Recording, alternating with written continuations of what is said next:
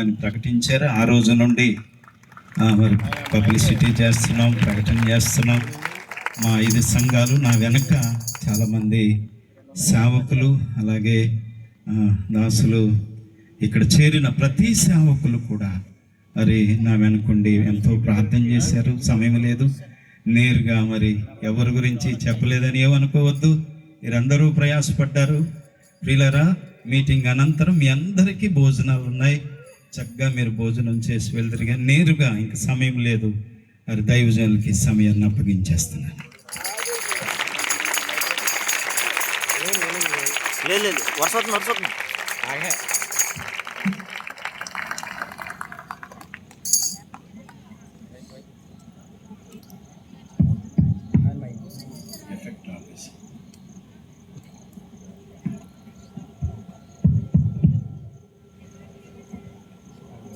హల్లెలూయా,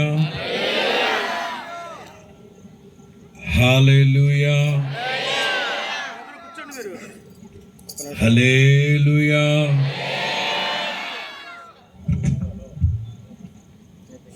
హోషేయ గ్రంథంలో ఓ మాట ఉంటుందన్నాను కానీ తలలు దించమని. వర్షము వలె ఆయన మీ వద్దకు వచ్చును. ఎంతటి ప్రతికూలమైన పరిస్థితులైనా వాక్య ఆధారాలతో అనుకూలంగా మలచుకుని ప్రభువుని స్తుతించినప్పుడే మహిమ కలిగిన కార్యాలు ప్రభు మన పట్ల జరిగించును గాక. ఈ ఒక్క రాత్రి సభలో పాలు పొందిన మీకు అందరికీ మన ప్రభువును రక్షకుడైన యేసుక్రీస్తు మహోన్నతమైన సర్వశక్తి కలిగిన పుణ్యనామములో హోసన్నా మినిస్ట్రీస్ తరఫున మీకు అందరికీ నా హృదయపూర్వకమైన వందనాలు, దేవునికి స్తోత్రాలు. అలాగే ఆయా ప్రాంతాల నుంచి సమకూర్చబడిన సేవకులందరికీ నా హృదయపూర్వకమైన వందనాలు తెలియపరుస్తున్నాను. ఎఫెక్ట్ ఆపేయండి.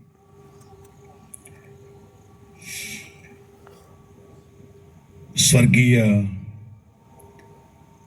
యేసన్న గారు అంటుండేవారు,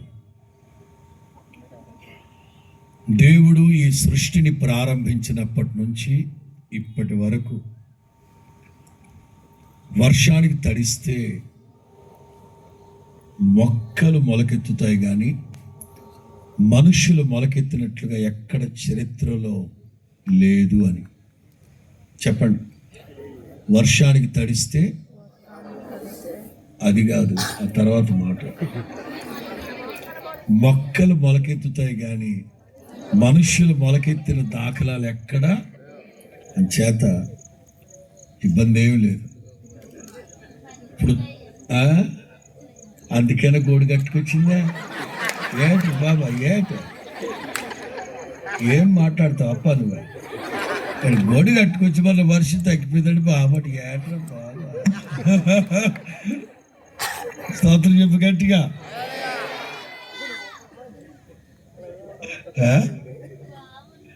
వాళ్ళప్ప సాలేవే బాబా. ఇవాళ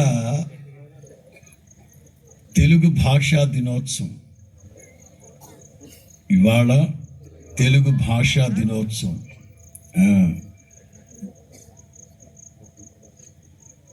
ఎంత ప్రతికూలమైన పరిస్థితులైనా ప్రభు అనుకూలంగా మారుస్తారు. వాటిని ఆ దిశగా మనం స్వీకరించాలి. అమ్మో జ్వరం వచ్చేస్తుందేమో, పరిశం పట్టేస్తుందేమో అనుకుంటావా? మరి ఆల్రెడీ ఇప్పుడు ఇంట్లో పరిశం బట్టి మంచం ఎక్కిన వాళ్ళందరూ వర్షాలు తడిసారేటండి బాబా? తడవలేదు. సీజన్ ఇది, వచ్చేస్తూ ఉంటాయి, పోతూ ఉంటాయి. ఇప్పుడు మన వర్షంలో తడిసామనుకోండి, మనలో వ్యాధి నిరోధక శక్తి ఇంకా పెరుగుద్ది. ఎందుకంటే మనం తెగించి ఎదిరించి వచ్చాం కాబట్టి. అది దేవునికి మహిమ కలుగునుగా. ప్రాముఖ్యంగా 3-4 నెలల క్రితం ఇవాళ డేట్ తీసుకున్నారు ఆయన. ఆయనే అన్నారు కదా, ఒకవేళ మర్చిపోయారేమో మర్చిపోవడానికి నా జీవితంలో కూడా మర్చిపోలేని రోజు ఇది. ఎందుకంటే ఇవాళ మా నాన్న చనిపోయిన రోజు. 34 ఏళ్ల క్రితం మా నాన్నగారు చనిపోయిన రోజు ఈరోజు. అంచేత ఎట్లా మర్చిపోతాను? సరే, మంచిది. వర్తమానంలోకి వెళ్ళే మునుపు ఓ కీర్తన పాడక తప్పదు. అవునా కదా? ఎంతటి ప్రతికూలమైన పరిస్థితులైనా మనం ప్రభువుని స్తుతించక తప్పదు, ప్రభువుని ఆరాధించక తప్పదు. ఈ ఆరాధన ఈ సభ ముగించాక మీ అందరికీ ఏర్పాట్లు చేశారు. వేడిగా ఒక ముద్దు భోజనం చేసి, ఒక ముద్దు కాదులేండి, కడుపు నిండా భోజనం చేసి క్షేమంగా మీరు మీ గృహాలు. నేను కూడా వెళ్ళాలి, ఎందుకంటే గుంటూరులో హొసన్నా మినిస్ట్రీస్ 30వ బైబుల్ సెమినార్ రేపు ముగింపు 30వ తారీఖు ఉదయం 6 గంటలకంతా నేను గుంటూరులో ఉండాలి. సభ ముగించుకొని తిన్నగా బయలుదేరి గుంటూరు వెళ్ళాలి నేను. అంచేత సాధ్యమైనంత వరకు 12 లోపే ముగించేస్తాను.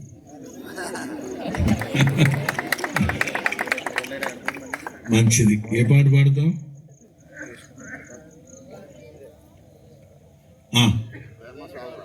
ప్రేమ పూర్ణుడా, స్నేహశీలుడా, విశ్వనాథుడా, విజయశీలుడా. చక్కగా గంభీర స్వరంతో పాడాలి. ఉత్సాహ ధ్వనులతో చప్పట్లు కొడుతూ చక్కగా ప్రభువునందు ఆనందిస్తూ యేసయ్య నామాన్ని ఘనపరుచుకుని. ఇవి కొంచెం తగ్గించాలి అట్రా. మరి దానికి మళ్ళీ ముహూర్తం పెట్టుకున్నావా?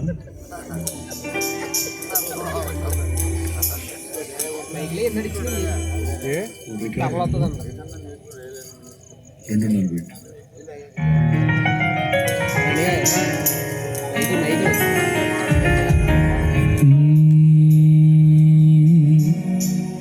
హాల్ ఎఫెక్ట్ సరిపోతుంది. హల్లెలూయా, హల్లెలూయా.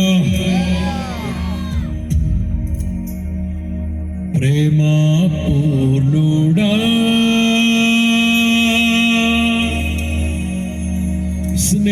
స్నేహశీలుడా, విశ్వనాథుడా, విజయశీలుడా. ఎవ్వరూ త్వరగా కాదు కానీ ప్రతి మాటని ఆస్వాదించుకుంటూ చక్కగా భజన చేసుకుంటూ మరలా నా తోడు నీవుంటే అది పాడేటప్పుడు 2 చేతులు పైకెత్తి అలా ప్రభువును స్తుతించుకో. ఓకే, ఆ 2 లైన్లు పాడు. ఇప్పుడు కాదు, 1 2 1 2 3 స్టార్ట్.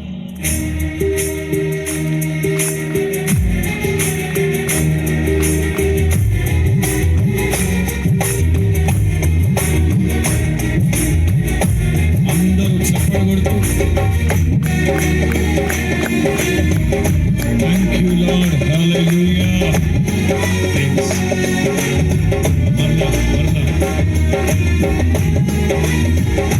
ఉత్సాహంగా చప్పట్లు కొడుతూ ప్రేమ పూర్ణుడా, స్నేహశీలుడా, విశ్వనాథుడా,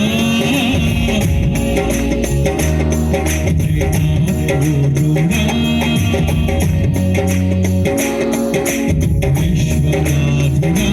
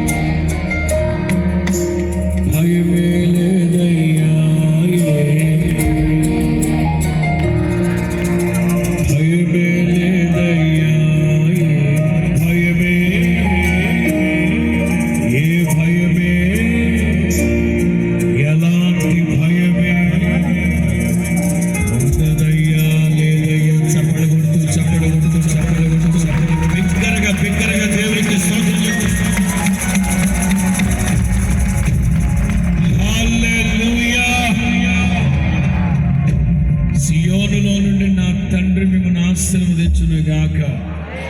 పరిశుద్ధ స్థలములలో నుండి నా తండ్రి మీకు సహాయం చేయును గాక. ఎవరు సమీపించరాని తేజస్సులో నివసించు నా తండ్రి ముఖ కాంతి మెండుగా మీ మీద ప్రసరింప చేయును గాక. హల్లెలూయా. సందేశంలోనికి వెళదాం. దయచేసి అందరూ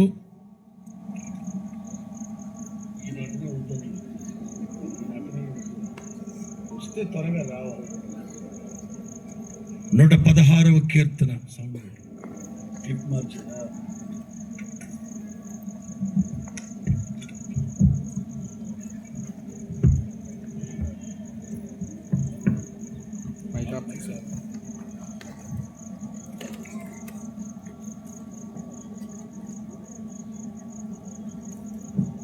అందరూ 116వ కీర్తన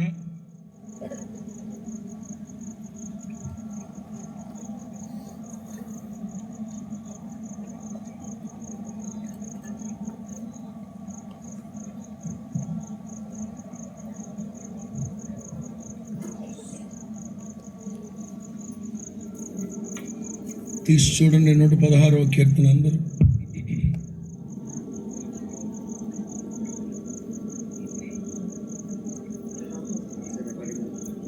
ఎనిమిదో వాక్యం.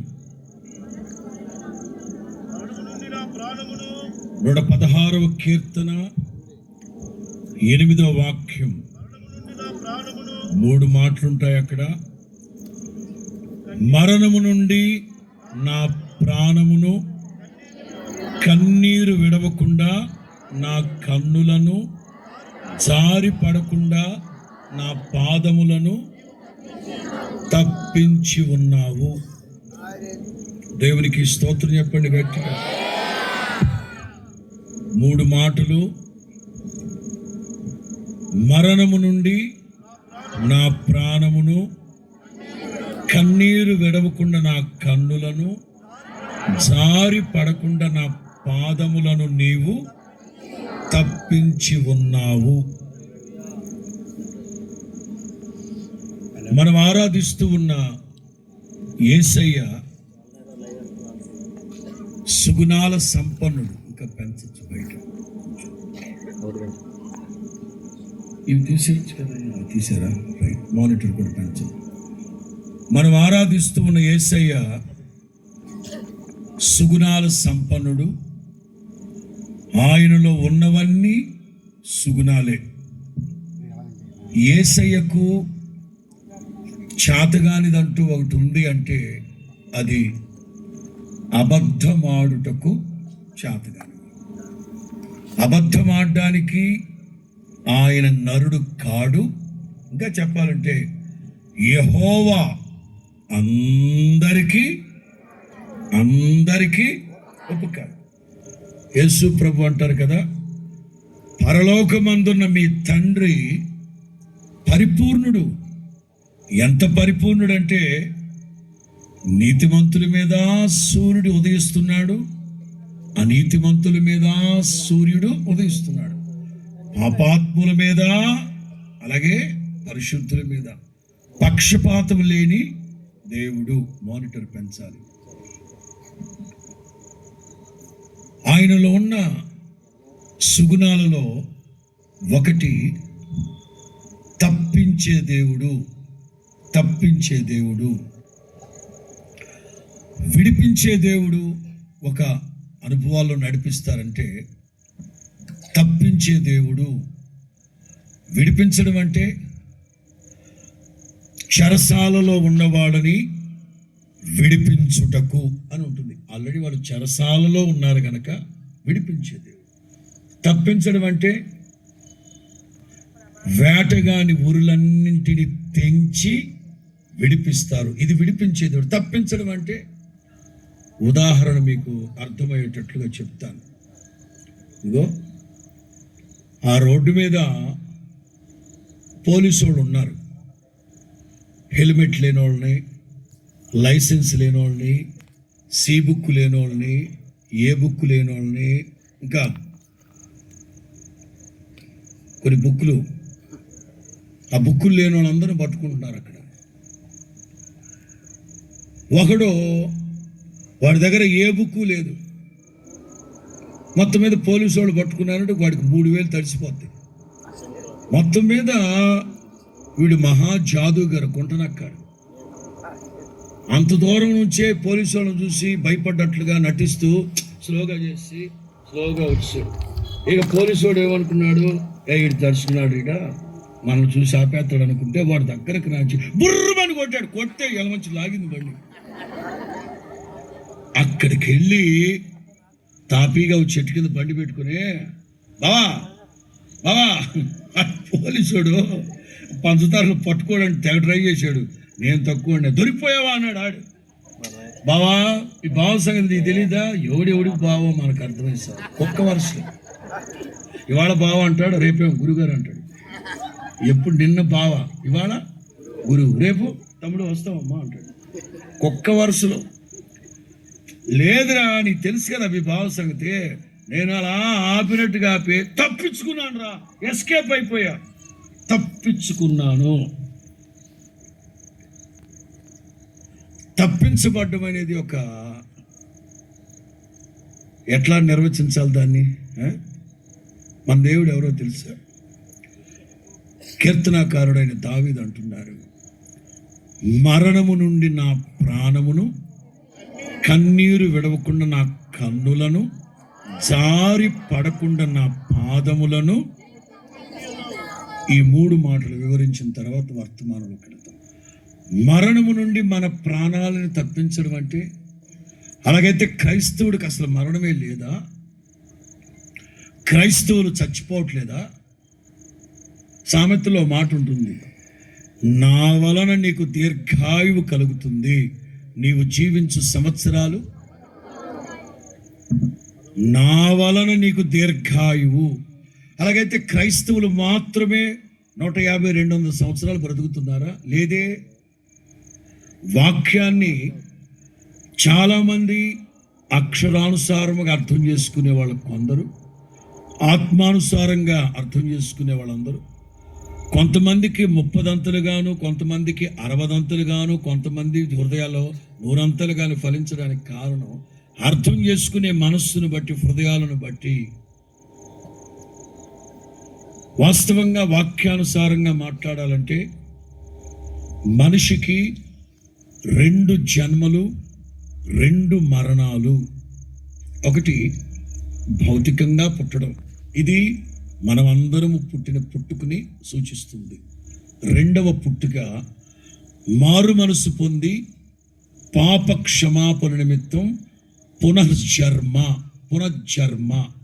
పునర్జన్మ అంటే క్రీస్తుతో కూడా పాపముల నిమిత్తం పాతి పెట్టబడి మారు మనసు పొంది పాప క్షమాపణ నిమిత్తం బాప్తిసం పొంది తిరిగి లేవడాన్ని మరో జన్మ అంటే ఇది 2వ జన్మ.